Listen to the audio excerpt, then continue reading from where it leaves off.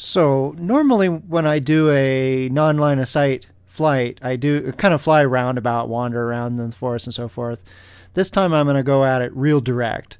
So here I'm flying almost due south to the high point of the hill. So this is kind of off to the left side of where I'm standing normally. And the high point's just a little to the right here. Here I've dropped out of line of sight. I'm running two Omnis, two triple feed patches, and 1,000 milliwatts. Right there when I cross the road, I'm about 20 feet down, a little below that. And then this road here actually drops even further. It's descending down the hill. When I make this turn, I'm right about at 40 feet below the top of the hill. So that's 40 feet vertical of just solid earth between me and between the quad and myself back. And now I'm turning to the right here, heading west, following the contour, pretty much going level. But I'm not staying 40 feet down because the hill itself sort of falls away, right? So that was the high point of the hill that I went past over there, and now the hill sort of drops off as we come around to the west side of my position. So here I'm probably only 10, 15 feet below Earth, out of line of sight. There's still a road cut. You'll see as I come up, you can actually see the line kind of up to the right there. Here I'm actually descending a little bit again. I'm probably closer to 15, 20 feet below line of sight. You can see the video gets a little degraded, but it's still pretty clear in front of me.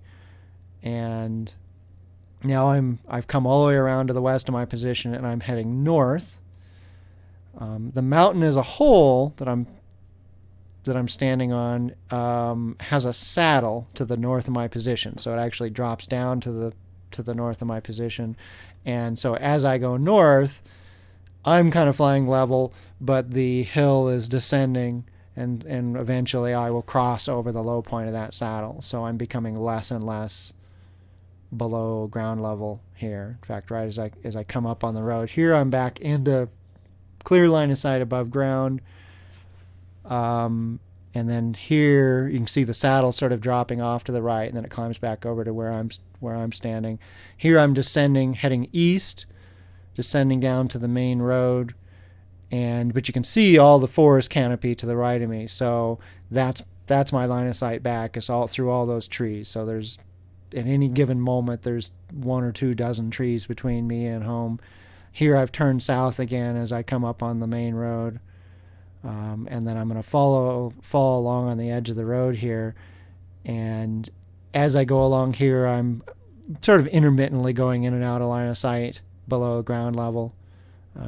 These were hikers who were just wandering around up here, and I saw them leaving earlier.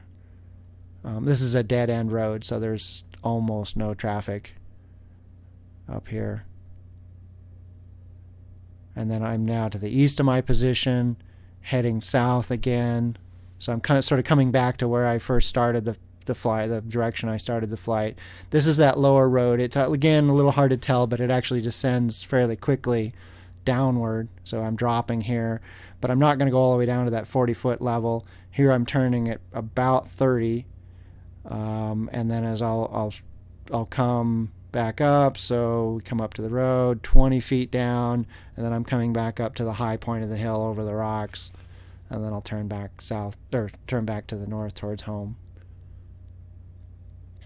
And you can see that, the video was degraded at times. The signal quality got down to 1 or 2, but I could always see where I was going. And normally trees don't reflect RF signals, at least 5.8, they just absorb it. So I don't know what the signal's bouncing off of, but it's plenty of signal.